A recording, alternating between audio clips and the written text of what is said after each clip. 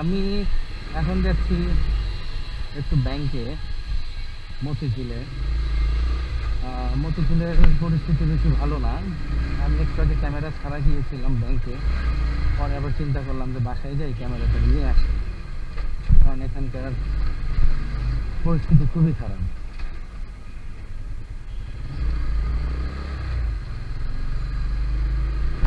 আমার আজকে ব্যাংক থেকে টাকা তোলা খুবই জরুরি, কারণ আজকে বৃহস্পতিবার। এখন এখানে এসে দেখি যে কোটা আন্দোলনের যে আন্দোলন, এটা নিয়ে মারামারি, কি একটা অবস্থা।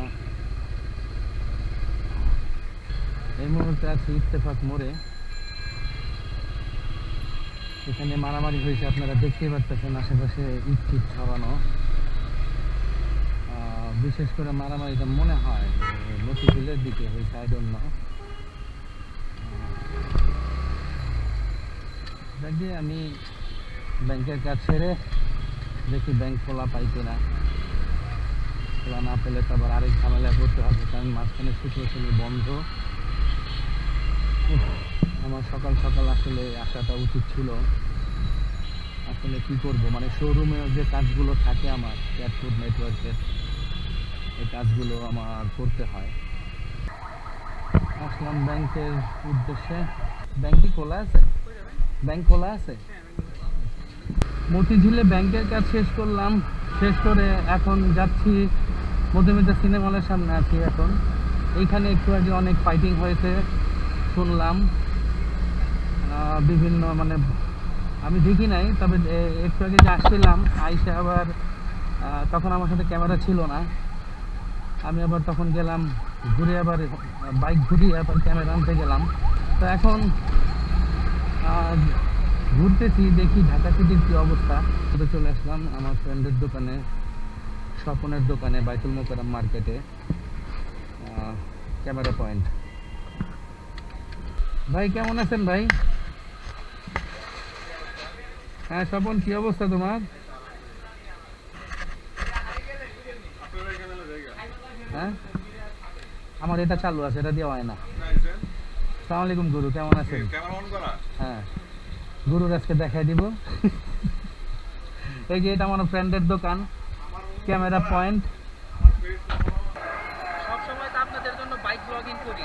আজকে বাইক ব্লগিং করতে করতে চলে আসলাম বাইতুল মোকাররমে। এসে দেখি যে চরমনাই হুজুরের বিশাল একটা মিছিল, তাই এটা ভিডিও করতেছি।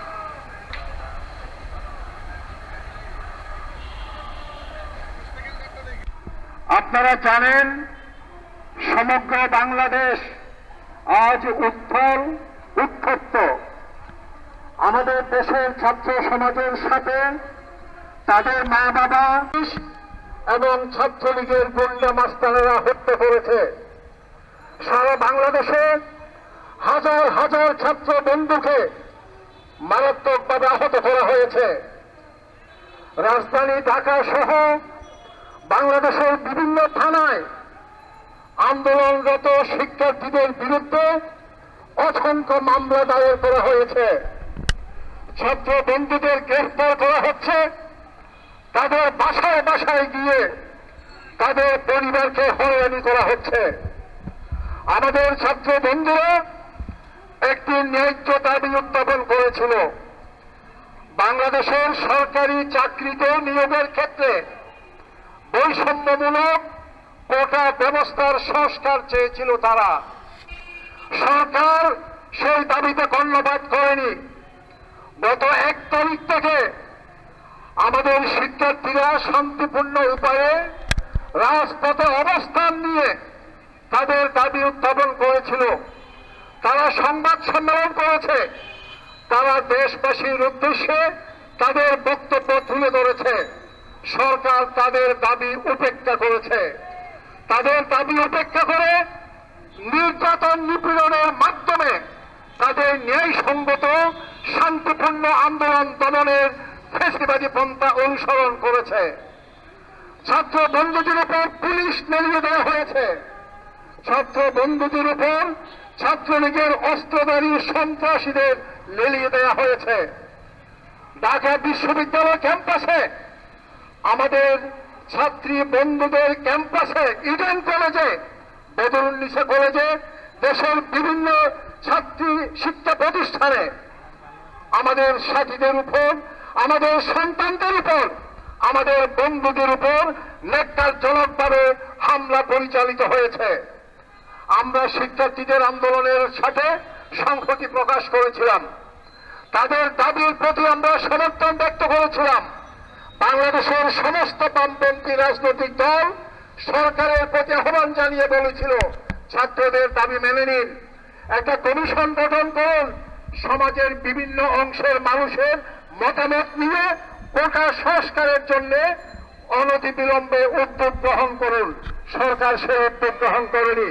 সরকারি সমস্ত শিক্ষা প্রতিষ্ঠান, এমনকি স্কুলগামী ছাত্ররা, শিক্ষার্থীরা তাদের বড় ভাইদের যে আন্দোলন, সেই আন্দোলনের প্রতি সংহতি প্রকাশ করে রাস্তায় নেমেছে। সরকার কারো কথা শুনতে রাজি নন। 7 জন মানুষকে খুন করার পরে গতকাল শেখ হাসিনা আমাদের প্রধানমন্ত্রী 6 মিনিটের একটা বক্তৃতা করেছেন। হঠাৎ করে তার পরনে শোকের চিহ্ন, কালো শাড়ি। কালো শাড়ি কেন? তিনি শোক প্রকাশ করেছেন। একদিকে মানুষ খুন করছেন, আপনার গুন্ডা বাহিনী লেলিয়ে দিয়েছেন, পুলিশ লেলিয়ে দিয়েছেন ছাত্র সমাজের উপর, আবার আপনি শোক প্রকাশ করার ভণ্ডামি করছেন। গত 15 বছর ধরে বাংলাদেশের মানুষ আপনার ভণ্ডামি দেখেছে, আপনার প্রতারণাপূর্ণ কৌশল বাংলাদেশের মানুষ দেখেছে। আপনি নির্বাচনের সময় ভণ্ডামি করেন, মানুষ খুন করে তারপর ভণ্ডামি করেন। আপনি কালকে ভণ্ডামি করেছেন। সারা মুক্তিযোদ্ধাদেরকে জনগণের প্রতিপক্ষ বানানোর চেষ্টা করছেন।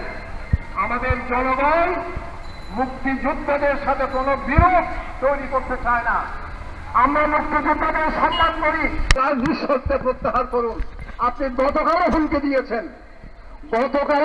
দিয়েছেন, একদিকে শোক প্রকাশের ভণ্ডামি করেছেন, আবার হুমকি দিয়ে বলেছেন আইন শৃঙ্খলা রক্ষাকারী বাহিনী যারা সন্ত্রাস করেছে তাদের বিরুদ্ধে ব্যবস্থা নেবে।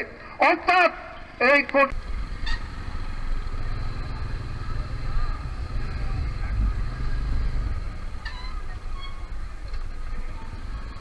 স্বপন কোন দিকে? গুরু, হ্যাঁ, আল্লাহ হাফেজ, দেখা হবে। আমি ওই দিক দিয়ে যাই, কেন স্বপনের পিছিয়ে যাবো এখন। ওকে ওকে গুরু, ওকে, আল্লাহ হাফেজ। হ্যাঁ,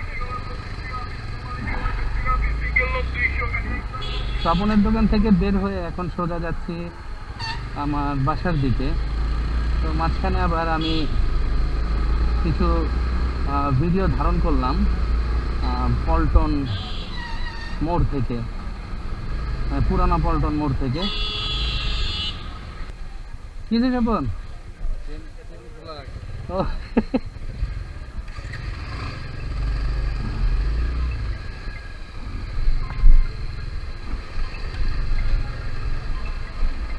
বন্ধুরা, আজকে আমার ব্লগটি এখানে শেষ করছি।